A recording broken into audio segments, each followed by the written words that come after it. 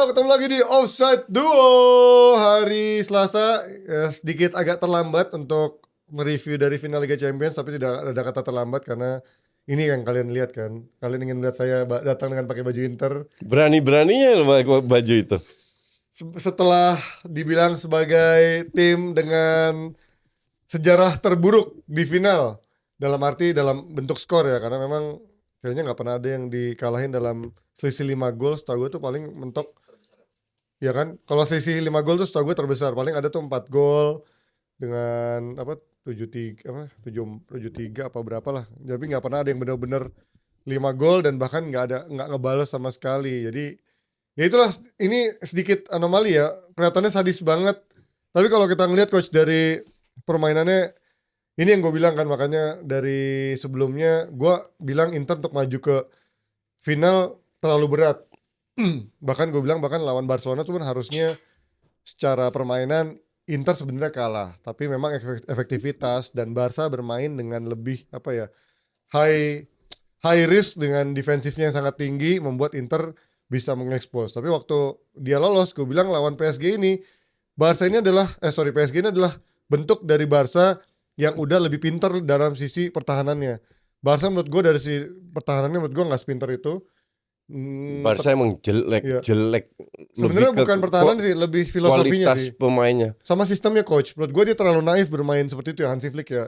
Terlepas dia in returnnya golnya banyak, tapi when it comes dalam kompetisi seperti ini ya kadang-kadang ini bisa berbuah yaitu kebobolan Gak sih, banyak juga. gue nggak ngeliat itu kemarin. Gue rasa Inter ngepicknya itu lawan Barca.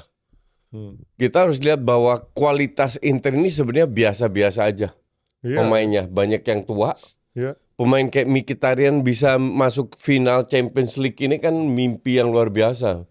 Dibuang di IPL. Jadi sepak bola memang sekejam itu. Kalau lu nggak perform dalam pick yang benar, lu di strap sekeras-kerasnya. Dan kalau dibilang Inter nggak layak, jelek, gue nggak setuju. I mean, Inter bisa ngalahin Bayern sama Barcelona itu prestasi yang luar biasa. Setuju. Bahkan sampai di hari terakhir mereka bisa bersaing di Serie A, itu kita harus appreciate. Bahwa kemarin mereka lagi di final, ya semua orang bisa punya teori ini itu dan lain-lain. Tapi ya kiper kayak Sommer lagi nggak begitu bagus, Acerbi belakang lagi nggak begitu bagus juga. Tengahnya memang Inter segitu. Ketemu bocah-bocah muda yang mainnya kencang banget. Textbooknya Inter nggak berhasil kemarin karena di double cover terus di sayap, ya kan? But it's okay. Gue rasa Inter harus Inter bisa keluar dengan tegak kepala. Masalah 5 gol itu kan formalitas doang. Tapi nggak bisa tegak kepala lah coach. Final menurut gue 5-0 tuh ya secara permainan memang kalah. Secara perjalanan patut diapresiasi. Tapi kalau di final menurut gue 5-0 it's shameful lah. Hal kayak gitu bisa terjadi karena pemain lu bukan kualitas dunia semua. Iya, ngerti. Kecuali pemain lu kualitas dunia, that's different. Gini, lu kalau membandingkan, ibarat lu bandingkan sekarang Mercy balapan lawan Avanza, oke? Avanza ini udah mengalahkan Toyota, mengalahkan Honda, mengalahkan sampai di putaran terakhir berhadapan dengan Mercy. Berhadapan dengan Mercy. Mercy-nya itu, wah, kencang tanpa halangan. Avanza juga udah semaksimal mungkin, cuman maksimalnya Avanza tetap kalah lawan Mercy. Ngerti nggak? Jadi nggak bisa dibilang, kecuali PSG lagi nggak begitu bagus kayak lawan Aston Villa away, Inter kayak lawan Barca home. Nah di situ bisa. Tapi kan nggak bisa kita prediksi berjalan pertandingan seperti apa. Iya, cuman yang gua highlight adalah the way they play. Inter itu nggak pernah dominan kan. Kalau kita tahu sih dia selalu bermain lebih kreatif. Tapi efektif kan? Efektif, betul. Tapi begitu ngelawan tim yang defensifnya disiplin, susah gitu kan. Karena kita lihat lawan Barca, kita tahu defensifnya Barca nggak disiplin.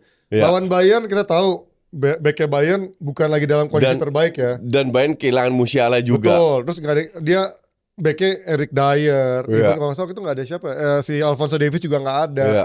Back kanannya juga pakai Leimer seingat gua. Jadi memang itu yang membuat gue akhirnya defensifnya Barca sama Bayern nggak bisa disamain sama PSG yang lagi full team gitu kan. Memang menurut gue this is different class. Lo lawan Bayern sama Barca itu bagus secara tim, tapi menurut gue PSG different class dari sisi disiplinnya dan sisi kualitasnya juga, karena ketika lawan, kalau Barca itu bagus, tapi kalau kita lihat individualnya, Inigo Martinez secara individual sebenarnya bagus, tapi ya nggak sebagus-bagus itu juga gitu kan. Terus Kubarsi bagus tapi masih terlalu muda banget. Iya, betul. Sementara di kiri kemarin juga di leg pertama kan nggak ada Konde sama Balde kan.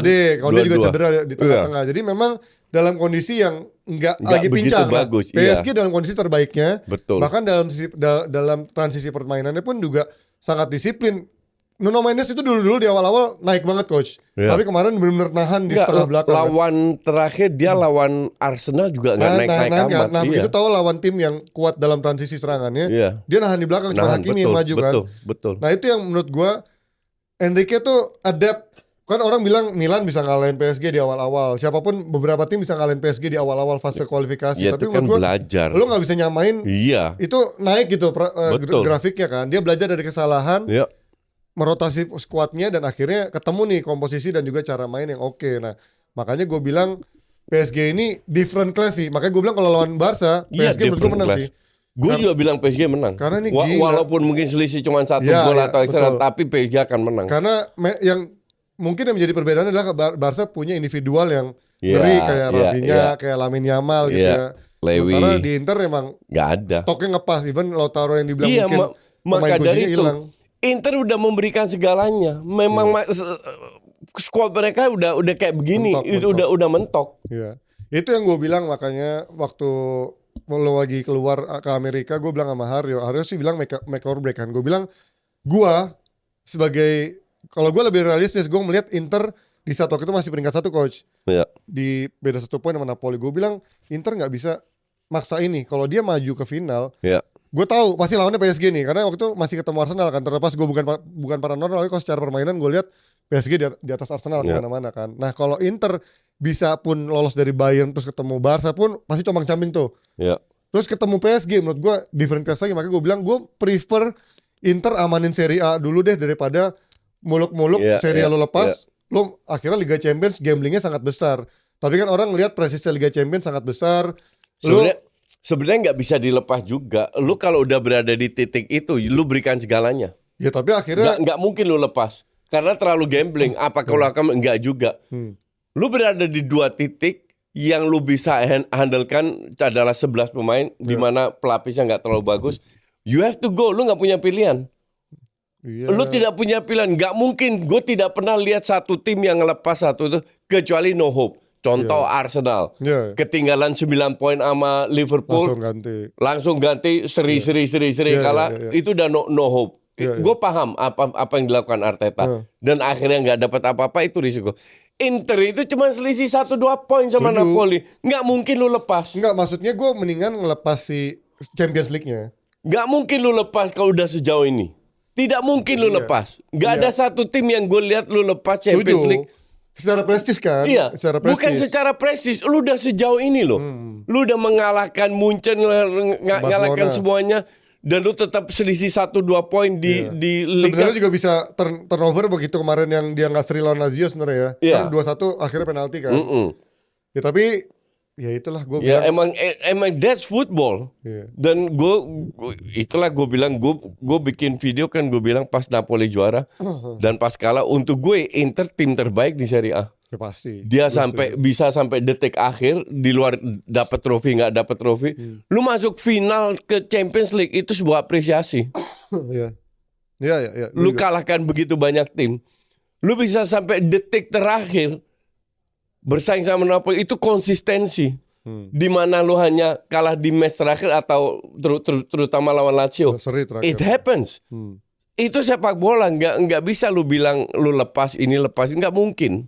Karena kan kalau kita rotasinya sebenarnya Inzaghi rotasi lebih parah di Serie A daripada Champions League kan. Tapi lu juga tahu kualitasnya seperti apa kan? Makanya menurut gua ketika lu udah di Serie A depan mata harus lu bisa juara, tapi lu merotasi skuadnya 80% dibandingin Champions League yang benar-benar totally full gitu. Menurut gue mendingan ya sekalian Champions League-nya lu juga rotasi setengah-setengah. Jadi Serie A-nya lu juga tetap bisa fokus, Champions League ya tetap, maksudnya lu perlakukan Champions League sama Serie A fair. Menurut gue tuh kemarin Bentar, emang waktu lawan Lazio dia rotasi? Enggak, sebelumnya kan juga ada 2-3 pertandingan sebelum Lazio tuh dia udah rotasi di Tapi babak kedua. menang kan?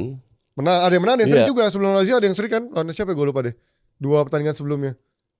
Oh, menang ya? Torino menang. Sebelum lawan Torino apa? Coba buka timsnya.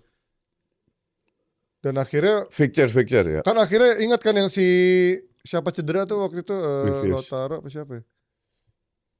Tuh lawan Roma dia kalah. Lawan Milan ini tapi Copa. Lawan Bolonya dia juga kalah. Nah itu menurut gue nggak, waktu lawan Roma rotasi nggak? Coba gue lupa deh. Lawan Roma tuh setahu gue dia nggak rotasi, setengah-setengah juga. Lihat squadnya. Jadi menurut gue tuh sayang. Tuh Augusto jadi back tengah. Ada Fratesi sih. Lu lihat kan? Iya, ya cuman 2 orang aja. Arnautovic coach. Darmian, ya 4 pemain yang dirotasi. Maksud gue itu, lo harus perlakukan fair Serie A sama Liga Champions itu. Ketika lo tahu Bolonya bukan lawan yang berat, even dia mengalahkan. Ini Roma ya, Roma dalam 17 tandingan nggak pernah kalah. Lo tahu komposisi seperti itu, dan lo perlakukan Serie A seperti itu gitu. Arnautovic. Terus si Augusto jadi back tengah, terus si siapa Fratesi, mungkin Darmian di sana. Duitnya terlalu besar untuk dilepas Inter. Ya walaupun ini gue ingat sih. Coba bawanya deh. Seingat gue nih emang Dumfries lagi cedera nih. Ya kan? Coba ada nggak? Oh enggak ya? Naik. Oh ada tuh. Tuh berarti memang merotasi. Itu yang gue bilang coach. Ya. Ini yang gue sayangkan. Gue nggak bilang totally lepas kayak lo mainin pemain muda ya. Mungkin dia Champions League merasa duitnya sangat banyak, Inter butuh duit, maka dari itu dia full gas ke.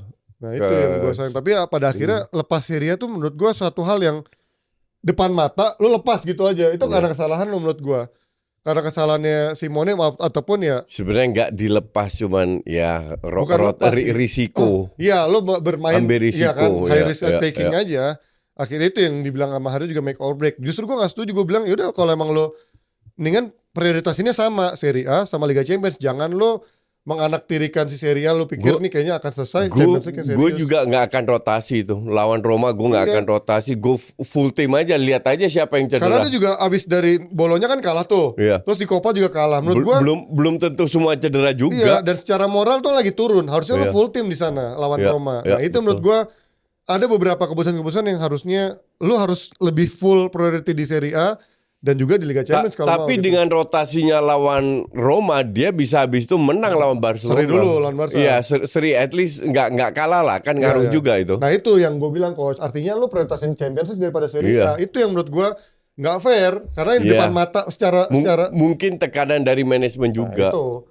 Ya karena memang momentum sih, gue ngerti. Ya, dan Inter butuh duit juga. Ya kayak Erick Thohir lah, kan dia bilang kenapa dia akhirnya ganti pelatih, terus akhirnya ngambilin tambahan pemain-pemain dari luar, ya karena ini momentum gitu, Piala Dunia nih, mungkin buat Inter ya untuk dapat ke final ya ini momentum yang kayaknya harus dikejar kan ya. Di satu sisi gua ngerti, tapi satu sisi ya itu akhirnya in returnnya lu nggak dapat apa-apa. Serie A lepas dari lu yang tadinya di awal-awal tuh udah depan mata lu gitu kan. Mungkin dalam hitung-hitungan dia berani rotasi, dalam hitung-hitungan kita tetap bisa juara kalau home menang lawan Lazio. Nah, itu keplesetnya di situ. Terlalu anggap remeh sih menurut gua pada akhirnya. Makanya keplesetnya di situ. Di awal-awal tuh sempat bilang kan. Dia hitung kita kalau lawan rumah semua masih di tangan sendiri nih. Kalau sisanya menang, ternyata seri lawan Lazio. Padahal secara Lazio. fixtures lawan Lazio juga nggak pernah gampang sih. Jadi itu yang gue bilang.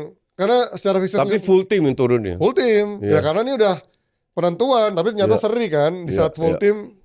Iya itu. Makanya gue bilang kemarin Inter nggak punya squad untuk bisa melewati nggak bisa karena squadnya memang udah maka dari itu karena melihat squadnya Inter, gue rasa ini udah maksimal yang bisa di kalau Liga Champions sebenarnya lepas, bahkan gue dihina sama fans Inter sendiri kan, lu ngejagoin Barca untuk lolos, karena menurut gue secara permainan Inter nggak pernah dominate the game dan Barca tuh secara ininya ngeri banget. Betul. Tapi ternyata bisa lolos. Gue juga feeling gue Barca akan lolos. Dan itu menurut gue miracle ya, lawan Barca tuh miracle itu ya kalau gue sebutnya nge-pick lah, nge-pick banget di situ ya. Nah tapi PSG sih menurut gue different level. Ini akhirnya level, betul.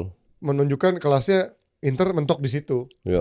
Dan lagi-lagi, tapi memang tadi setuju gue sama coach yang bilang soal finansial. Ketika lo melaju ke final, Inter untuk pertama kalinya bahkan cetak sejarah untuk klub Serie A mendapatkan turnover-nya tuh 500 jutaan euro lah. Ya kalau dibandingin sama Barca Madrid jauh ya, hampir Iya, iya, iya, iya. 1 triliun segala macam 1 kan. miliar 1 miliar ya. segala macam. Nah, dia tuh 500-an something dengan dari Liga Champions sendiri tuh 150 juta. Untuk pertama kali dalam 5 tahun Inter itu positif coach. Iya. 20 juta. Iya. Sebelumnya tuh Itu plus yang 100 sangat juta, penting.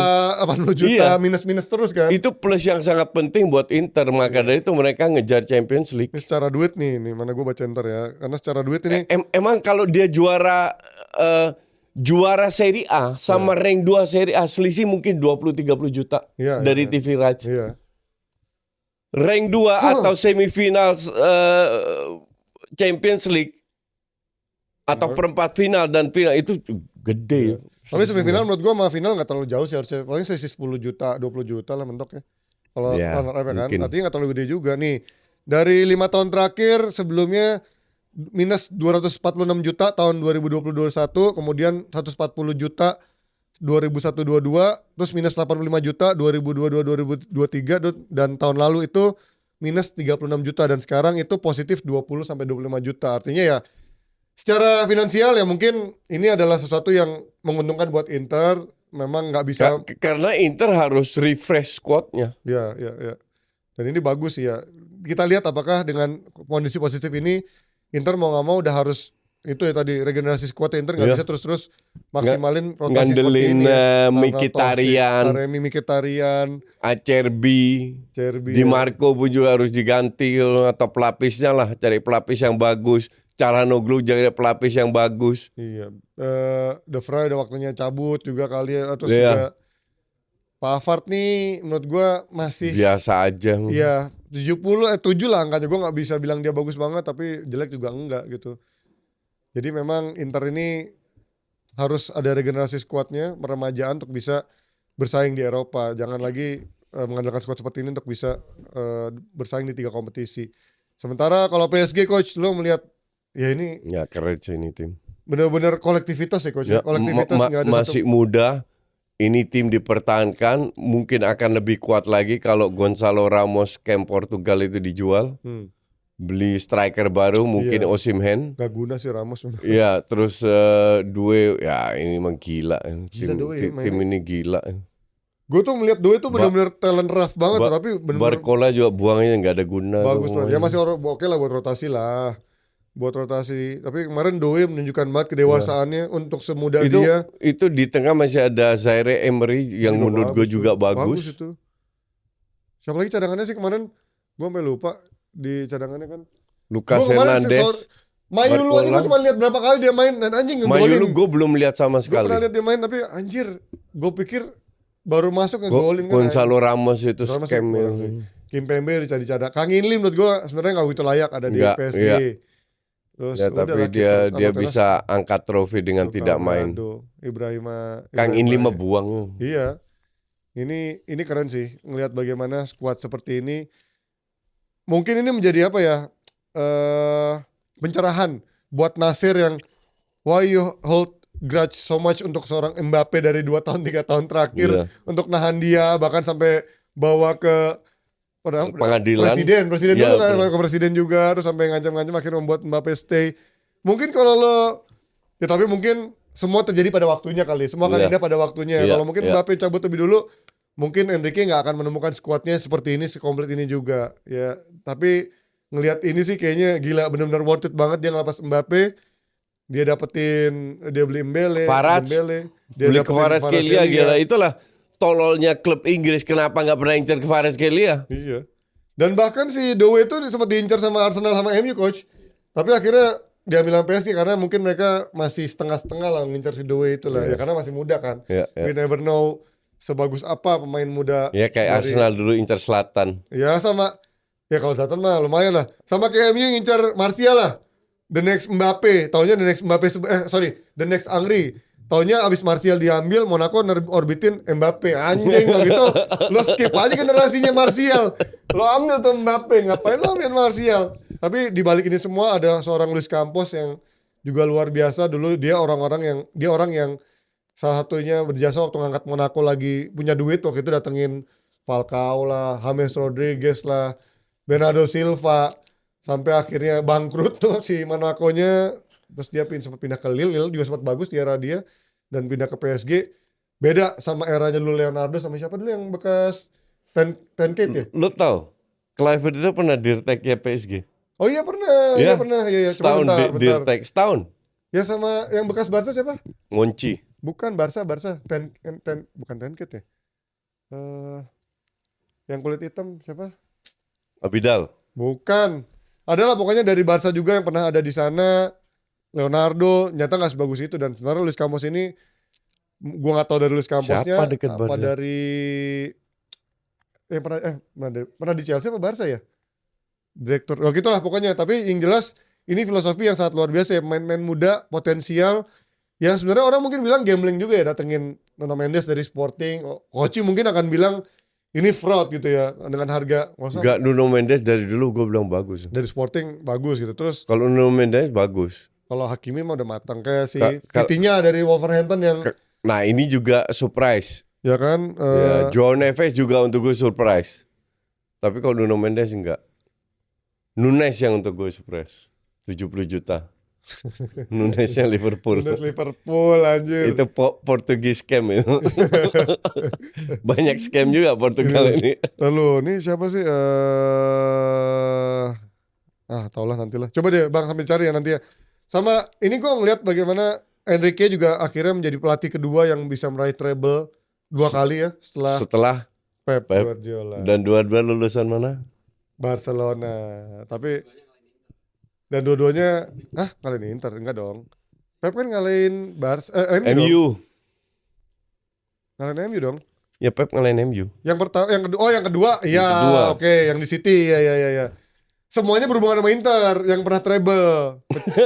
Kecuali Ferguson doang kali ya nggak pernah. Ferguson. Karena Mourinho pun juga berhubungan sama Inter kan, treble di Inter. Iya. Luis Enrique ngalahin Inter, Pep juga pernah ngalahin Inter. Berarti emang Inter tuh membawa treble buat semua orang anjing emang. Nggak yang menang, nggak yang kalah. Dibantai pula gitu. Kemarin kan gua parah sih. Gue udah terima kasih sekali lagi buat Ichi yang mengundang gua menonton secara VIP dan juga mewah. Tapi gue telepon kok nggak diangkat. Ya kan gue lagi nonton Kusyu Coach. Ini apaan sih ada nelpon nih? Itu member gue yang minta. Coach telepon Hanis semua bilang telepon Paji. Oke, gue telepon Paji. Sorry guys nggak diangkat. Tapi kan akhirnya gue telepon balik kan. Itu pas udah halftime ya? Apa sebelum halftime ya? Halftime kan gue telepon. Mendekati halftime. Gue telepon karena gue baru lihat tuh. Apaan nih ada 2 video call. Si anjing pasti pas gol tadi kan. Karena pas udah jebol 2, gue langsung anjing gue udah malas lihat handphone nih. Gue tahu timeline dan gue udah nggak buka X itu udah cukup lama ya, udah hampir 2 minggu gue nggak buka X karena belakangan somehow gue lagi males ngebuka X. Sama dan gue juga males. kayak lagi pengen mencari ketenangan diri aja daripada membuka X. Dan kemarin gue nonton, terima kasih buat Ichi yang udah memberikan ini, tapi sayang hasilnya memang membuat kita berantakan, hancur, pecah belah. Gue itu di malam sebelum final, gue kan ke PS. Ya. Sama Carlos Semi. Terus gue pulang duluan. Gue bilang guys, gue pulang duluan, gue capek. Gue mau tiduran bentar. Lu ntar siaran? Iya oke. Di parkiran ada mobil berhenti. Coach, minta foto boleh? Oh boleh. Keluar dari mobil, bawa baju Inter. Anjing, udah sesumber. Gimana coach? Katanya coach sedukungin PSG. Enggak, untuk gue itu 50-50. Tapi gue sedikit prefer PSG karena gue suka permainan PSG itu aja. Bukan berarti Inter gak bisa atau gue anti Inter. Enggak. Terus dia wah happy banget ini. Pokoknya optimis banget tuh. Ya gue rasa Inter ya mungkin. Gue cuma bilang mungkin ya foto-foto. Tolong di tag gue. Nggak bisa nge-tag ya. Karena gue kemarin kan banyak pas ketemu, ada banyak yang salam buat lo dari daerah kan, anak-anak Ici yang dari daerah mana kemarin, Brebes, ada dari Sragen, terus dari mana lagi gue datang gitu ke Madia kan, ke Senayan, bilang saya penonton Offside 2 mas, foto gitu, salam buat Coach ya gitu-gitu kan. Terus gimana, optimis gak kali ini mas? Gue gak pernah bilang berani gue optimis, karena gue bilang amin aja deh, gue bilang amin dulu deh. Karena kalau kita menang, kita akan bisikin ke coach setiap hari, gue bilang gitu kan, anak-anak penonton Offside 2 itu, tapi ternyata anjing dibantai 5-0. Akhirnya gue gak bisa ngomong ke tiap hari gitu. Jadi luar biasa memang, terlepas dari apresiasi buat perjalanan Inter. Dan kemarin kan sebelum final tuh udah ada isu Simone mau cabut coach ke Al Hilal kan. Menurut lo untuk dia yang lagi di peak pelatihannya terlepas ini kalah besar, apakah ini keputusan yang tepat dia ke Arab gitu? Itu kerugian besar buat Inter kalau Simone pergi. Iya. Karena sekali lagi lu nilai pelatih sesuai dengan squadnya. Dan squad Inter, apalagi gue kaget pas lu bilang pemain termahal itu Barella. 32 juta. Dan kalau pemain itu gue tadi siaran di Authority sama Ari. Gue bilang nggak percaya dia. Kan dia fans AC Milan. Iya. Dia browsing. Oh ya ternyata bener ya. Iya. Jadi dengan squad kayak gini tuh luar biasa yang dilakukan oleh Simone dan Marotta. Dan Simone jangan pergi. I mean kalau lu beli 3-4 pemain, lu geser 3-4 pemain, gue rasa akan perform lagi. Sayang kalau Simone pergi. Tapi memang cocokologinya anjing sih. Marotta ini kan 2 kali final waktu sama Juve kan, Allegri. Dan sama juga di era Inter 2 kali final. Itu salah alergi itu. Karena lu nggak bisa bandingin, karena skuadnya Juve bagus loh waktu itu bedanya. Itu akhirnya gue pengen. Gue nonton lawan Madrid, babak pertama itu diobok-obok Madrid. Iya, yang si Mandzukic golin. Iya, babak kedua si pelatih pinter ini, lini tengahnya geser ke belakang, diobok-obok sama Madrid. Lu kasih Madrid ruang untuk bermain, selesai. Berapa? 4-0, 3-0, 4-0? 5-1 sih ingat gue. Iya, atau 5-1, pokoknya banyak lah. Gila, lu udah tahu babak pertama main gitu, ngapain lu rubah? Ya sama yang waktu dia dibantai MSN gila sih menurut gua. Itu mah udah beda kelas lah. Iya, itu beda kelas. MSN Enrique itu kan. Cuman waktu lawan Madrid itu harusnya itu Juve menang. Tapi ya namanya juga alergi, susah lah. Kelihatannya kayak berjalan 50-50 ya itu ya, pas babak pertama ya. Begitu babak kedua. Lebih bagus Inter. Peluang lebih banyak Juve. Peluang lebih banyak Juve. Begitu salto-salto, Casemiro, buset gue bilang ini udah jadi ajang show off-nya Real Madrid gitu kan. Makanya gue kaget kok jadi kayak begini Juve mainnya. Tapi itu yang gue bilang memang. Tadi gue mau nambahin itu di akhir, tapi coach ternyata udah ngerti. Waktu sama Juve, Marotta dan juga skuad Allegri punya duit era itu. Apalagi kan dia punya stadion sendiri. Nah Inter beda, punya duit. Tapi Marotta tetap bisa perform. Ya, dan ke final. Duet Marotta dan Inzaghi ini jangan dilepas. Ya. Susah kalau lu beli pelatih. Justru pelatih yang bagus itu kan susah yang cocok dengan squadnya. Dan dia bukan kayak Conte yang demand sesuatu kalau nggak dipenuhin cabut gitu kan. Iya. Yang lu harus lakukan ya lu refresh tim lu, squad lu. Ya nambahin 3-4 pemain sih menurut gua oke lah. Iya. Pelapisnya Acerbi, pelapisnya Mkhitaryan, pelapisnya Di Marco, pelapisnya Calhanoglu. Sama satu striker sih menurut gua penting. Striker penting. Karena nggak cuman Thuram di luar Thuram sama Martinez menurut gua udah 2-3 orang itu nggak ada yang berguna. Iya, Taremi lagi. Korea kan jadi. Korea lebih mendingan Korea daripada Thuram gue bilang. Enggak coach, dengan Thuram kemana-mana. Secara chemistry sama Martinez tektokannya jalan, sama Korea nggak jalan. Udah dicoba juga kan. Karena tipenya sama ya sama mirip-mirip kan dia lebih megang keluar-keluar juga kan. Nah, sementara dari pembicaraan PSG biasanya kan pemenang dari 3 Champions lebih dekat menuju Ballon d'Or. Tapi Enrique bilang Dembele. Tapi menurut lo punya chance gak Dembele di sana? Punya. Dibanding Yamal sama Rafinha menurut lo? Dembele. Karena menurut gua ya kalau secara makanya nih baik lagi tolak ukurnya pencapaian individual atau apa nih? Karena kalau menurut gua semua individual juga, individual Dembele juga bagus. Ya. Kalau individual mungkin Yamal sedikit di atas Dembele. Iya kan? Tapi as a team, kontribusi tim jelas Dembele di atas Yamal. Kalau coba deh buka statistiknya Dembele, karena kalau gua prefer, gua bilang secara Yamal masih ada waktunya lah. Iya, secara talent Yamal besar banget. Tapi kalau gua boleh milih, gua pilih Rafinha sih coach. Gua Dembele. Gua ngeliat Rafinha ini bener-bener, apalagi dia Oh iya dia bangkit banget. Cuman ya ada berapa momen di mana harus ngegendong dia nggak kelihatan juga. Tuh, tapi gol terbanyaknya dia kan di Ligue 1 gitu kan. Sementara Rafinha itu seingat gua 32 gol total, terus 25 assist secara total gitu. Dan untuk pemain yang belum menjadi world class player ada di posisi ini menurut gua layak dikasih kredit. Itu berapa gol dia? 34 gol. Jauh di atas Yamal ini. Iya. Iya di atas Yamal tuh setahu gua beda 10 lebih lah, beda belasan lah. Kalau secara asisnya mirip-mirip. Dia di La Liga cuma 14 ya. Gue gak kelihatan. 18 coach.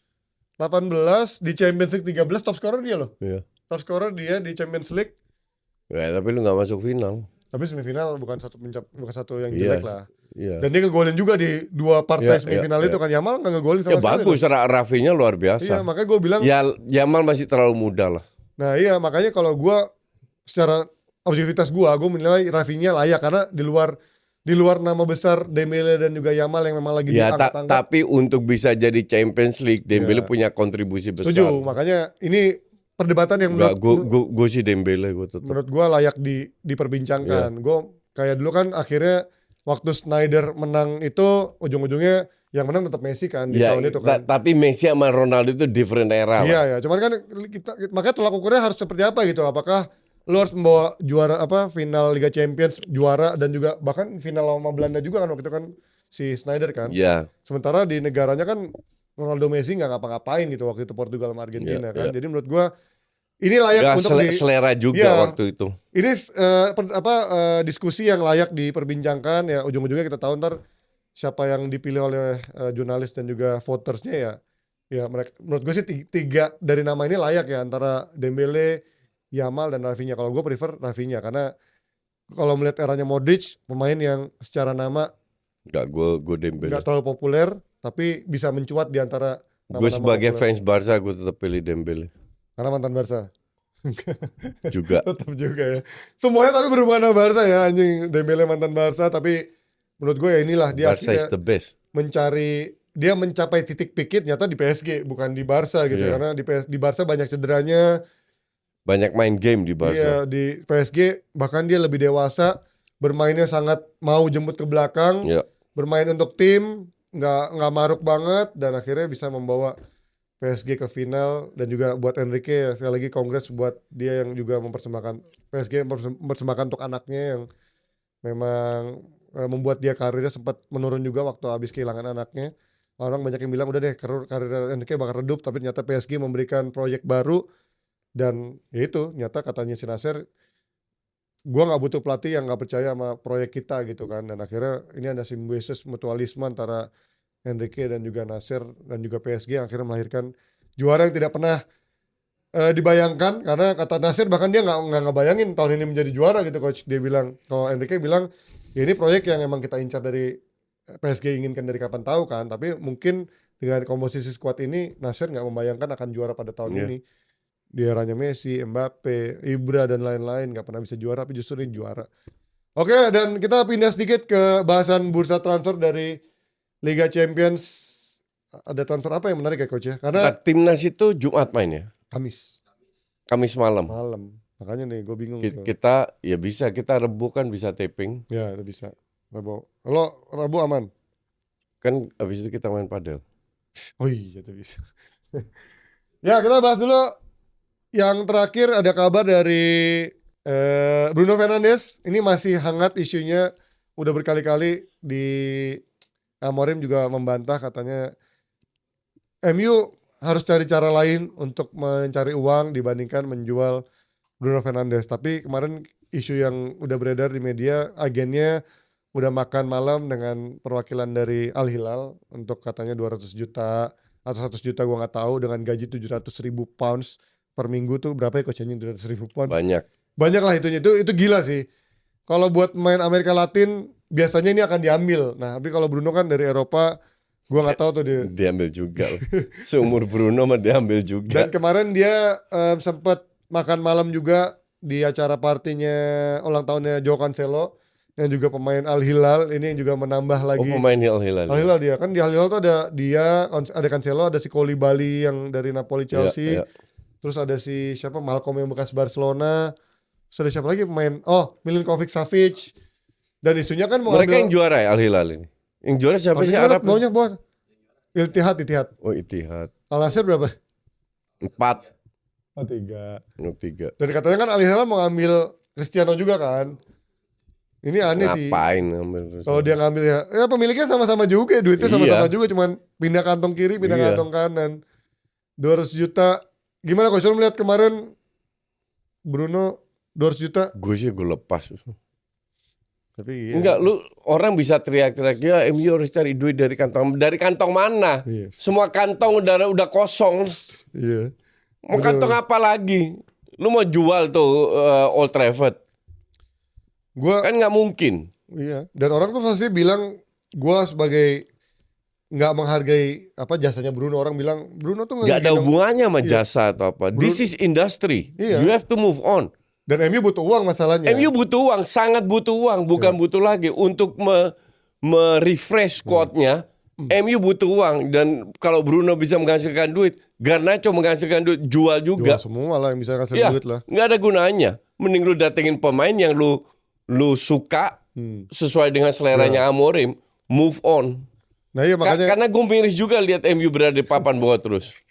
Nah itu yang gue agak sedikit pengen tahu sebenarnya Amorim itu di depan media itu lip service atau sebenarnya memang dia membutuhkan Bruno dalam skemanya dia, karena gue sekarang bisa melegitimasi kata-kata gue karena legendnya MU yang juga gelandang bilang Paul Scholes di mana posisi terbaik Bruno di eranya Amorim, karena di 3 samping striker atau box second to box. striker di belakang striker nggak pernah nyaman.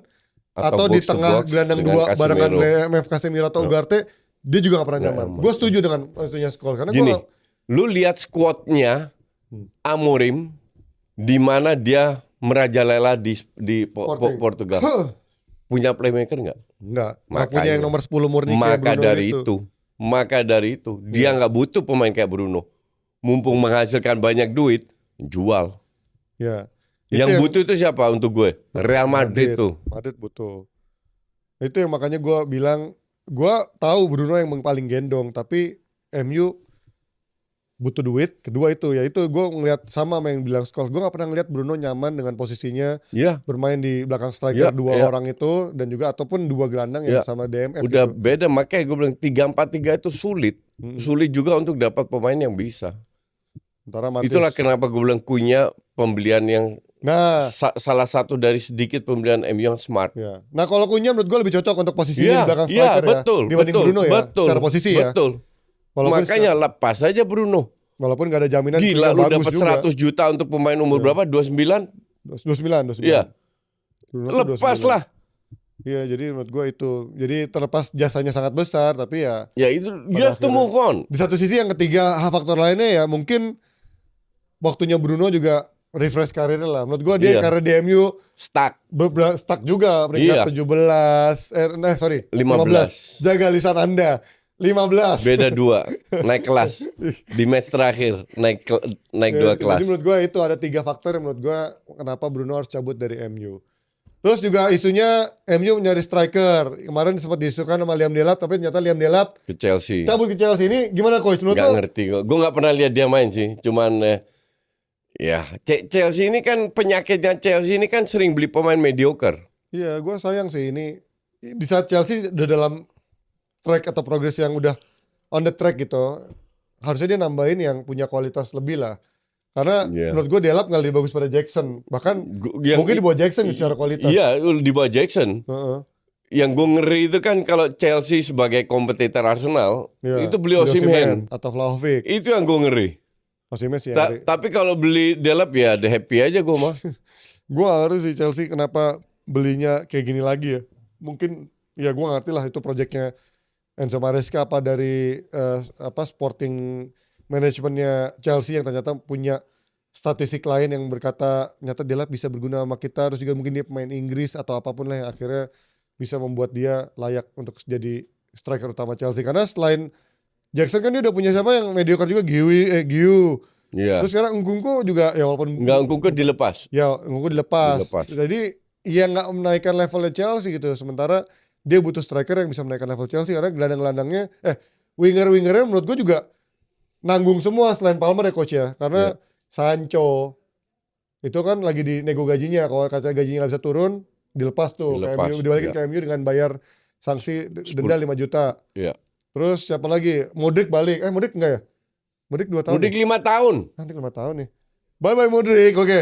Neto juga menurut gue flop lah. Levelnya flop lah Neto itu. Selama setahun flop lah Neto. Ya flop sih enggak lah coach. Emang Flop lah emang dengan mahal. harga segitu. Ya mahal banget iya. Ya. Cuman flop belum lah. Ya dengan harga segitu flop lah. Terus Madueke juga menurut gua Flop. ya mediocre juga gitu Iya. kan. Terus siapa lagi ya itulah sebut-sebut. Ya maksud gua Dan gue bilang salah satu Fernandes kalau dari nilai tinggi gue jual juga itu. Fernandes Lu siapa? udah punya Caicedo, Enzo. Oh Enzo Fernandes, kaptennya mana mungkin dia jual kaptennya coach. Enggak Caicedo mah enggak lah. Menurut gue yang gue jual lah Mending Caicedo lu hold, lu jual Fernandes. Karena Caicedo masih bisa bermain sebagai bek kanan coach. Iya makanya, ya jarang banget dia Kalau main bek Lavia kanan. menurut gue ya karakternya berbeda sih Lavia, tapi nggak memberikan. Lavia ini yang nolak Liverpool ke Chelsea. Ya, Kocak pemain-pemain Liverpool ditolak. Tapi lagi-lagi gue nggak ngerti Delap alasan pembeliannya kenapa. Sekali lagi nih buat gue no. Ya itu buat Chelsea. itu Chelsea banget, beli banyak pemain mediocre. Iya dan itu kan menurut gue udah progresnya udah 3 tahun 4 tahun, harusnya lu sekarang Iya. udah waktunya lu mematangkan squad lu gitu. Lu udah keluar 1M. Iya. 1M untuk pemain Oke. yang banyak yang mediocre untuk gitu mediocre 40-50 buat apa kalau kualitas yang sama semua? Harusnya dengan sekarang squad yang udah minimal ketika lo mediocre atau pemain muda bertalenta sekarang udah mulai ada progresnya, lo tambahin sama quality di sana, bukan nambahin pemain yang lagi-lagi mediocre gitu. Iya. Sementara dari Chelsea kita melihat Liverpool bukan salah yang sudah memastikan masa depannya ataupun Nunes atau Jota yang lebih dekat ke pintu keluar, tapi justru katanya Luis Diaz yang lagi digoda sangat dari tim Arab juga coach. Ini ya gue nggak tahu lah apakah message dari istrinya di Instagram itu sebagai tanda. Tapi biasanya nih uang gede sering menggoyahkan pemain-pemain dari Latinos, dari Amerika Latin. Enggak, bentar, dia ke Barcelona bukan ke Arab. Ya itu kan mau itu Arab ataupun Barca. Tapi kan Barca nggak mungkin punya duit buat beli dia. Bisa cicil. Nggak mungkin bisa sih. Bisa lah. Ya. Bisa cicil menurut gue bisa. Lu jangan meremehkan Barca. Barca on the way bangkit sekarang. Setelah gue jual kartnya mereka. Apalagi kan dia udah bisa balik ke stadionnya harusnya musim ini ya. Setelah 2 tahun pakai Oktober. Ya kan setelah dari Luis Company Stadium itu. Dan ya ini pilihannya antara Rashford, Luis Diaz. Ya, Luis Diaz lah. Masa gitu itu bukan pertanyaan lagi. Rashford aja ngebet ke Barca. Mending Luis Diaz kemana-mana. Bumi dan langit dibanding Rashford. Enggak lah. Secara talenta menurut gua mah nggak jauh lah Rashford sama Luis Diaz lah. Lebih ke etos kerjanya sih. Enggak, itu si Rashford lebih cocok balik ke MU. Menurut gua lebih ke rasa lapar ya. Mungkin ya karena dia dari Latinos, hidupnya lebih keras waktu masa mudanya. Dibandingkan Rashford yang mainnya jalan kaki ya, menurut gua Luis Diaz secara attitude, secara work rate-nya jauh. Iya, jauh. Lebih bagus lah. Tapi secara talent menurut gua nggak jauh lah sama Luis Diaz. Semoga ke Barcelona Luis Diaz. Tapi chance untuk cabut dari Liverpool besar nggak coach? Karena menurut gua sayang banget kalau Liverpool dibanding Jota, Nunes atau Gakpo. Ya nggak menguntungkan Luis Diaz dia kalau cabut. Tapi ya Liverpool nggak boleh tergantung sama satu pemain. Nggak menguntungkan Luis Diaz maksudnya? Nggak menguntungkan Liverpool? Nggak menguntungkan Liverpool dan ya nggak menguntungkan Liverpool. Aman secara duit kan untungin dong kan Liverpool style lagi. Iya tapi kontribusinya kan cukup besar Luis Diaz. Iya. Ya, apa mungkin dia yakin Gakpo dan Jota bisa menggantikan peran dia atau Nunes bisa menggantikan peran dia gitu? Nggak, Nunes pasti nggak. Gakpo, Jota mungkin. Ya mungkin ya dia harus nyari satu tambahan lagi sih. Karena kayaknya Chiesa juga bakal dilepas kan. Kemungkinan balik ke Italia nggak tahu di loan ataupun dilepas. Kalau Luis Diaz kehilangan sih menurut gue sayang nih. Karena dia punya etos kerja yang sangat luar biasa dan nggak terlalu sering absen dengan injury prone-nya kayak Jota yang sering absen. Nah lagi transfer? Gak ada ya? Yang menarik siapa sih sekarang? Arsenal beli Sesko. Mediocre Sesko menurut gue. Emang merasa... itulah hebatnya Arteta. Beli pemain mediocre dibikin lebih mediocre lagi sama Arteta. Emang berapa bandrolnya Sesko? 70. Kalau 70 menurut gue gila sih. Gila emang. Kalau di bawah 50 aja menurut gue masih oke lah. Tapi kalau 30-40 lah masih oke. 70 mah gila sih. Makanya. Nah ini kemana sih si kipernya Liverpool nih? Ke Brentford. Oh udah official ya ke Brentford ya? Karena Flecken ke Leverkusen. Oh. Duluan gue gitu. Hah? Duluan gue update transfer. Ya karena gue gak begitu peduli sama kiper Liverpool gitu kan. Enggak, lu sebagai influencer harus update. Bodo amat. Karena kemarin ada yang bilang, harus update. Pandit dari Inggris bilang Kelleher sebaiknya di Inggris aja. Atau MU butuh kiper bagus kalau orang dijual, Kelleher sebenarnya cukup bagus. Tapi padahal menurut gue MU tuh kan di Ten Hag kan dapat si Ten Hag di Leverkusen. Dia punya kiper si Hiredeki sama si Kovar yang datangnya dari MU. Menurut gua Onana balikin aja ke Ten Hag tuh ke Leverkusen. Enggak, Kovar ke MU Onana tuh. udah beli Flecken, udah nggak usah puter balik, nggak usah berandai-andai Tai lu. lah, anjing. Kenapa Nggak usah Leverkusen ambil bahas dia itu. gitu? Ini bagus Ya, sih kipernya. karena Flecken Belanda, udah gitu aja. Anjing Belanda. Tai. Oh iya. Iya. Tapi jelek anjir Flecken mah. Ya lumayan lah, nggak jelek-jelek amat kalau dibandingin sama Enggak lah, Onana ya. lumayan lah Flecken. Sementara dari transfer lainnya gue belum ada lagi yang bener-bener mencolok di Spanyol, juga nggak ada isu yang terlalu besar. Madrid bahas masih seputar si siapa yang gelandangnya Steeler itulah yang hidungnya dibully sama fans dari Madrid tuh, gue juga nggak ngerti tuh dari apa dari Steeler itu kemana? Stuttgart ya ke Madrid yang gelandang. Emang udah fix? Belum itu katanya lagi diincar buat jadi gelandang barunya Madrid, tapi Gantiin Kroos. ya belum ada lagi lah isu-isu yang lagi mencolok lah di sana. Oke, kita pindah ke sedikit jelang lawan timnas Indonesia dan Cina. Ntar aja Rabu aja. Rabu aja nih. Oh iya, kita Rabu ya? Iya, Rabu kita taping, Kamis on air jam 4, mainnya jam 8.45, bisa lah. Oh iya, oke. Gue ingetnya kita Kamis tapingnya. Oke, kita akan update dari menjelang termasuk kabar terbaru dari timnas Indonesia menghadapi Cina hari Rabu besok, yang akan tayang hari Kamis sebelum pertandingan lawan Cina besok ke tanggal jam 9 ya, itu ya, tanggal 5 ya. Oke, itu dia. Sekian dari episode 2 kali ini karena udah cukup panjang. Sampai ketemu di hari Kamis. Bye-bye. Bye.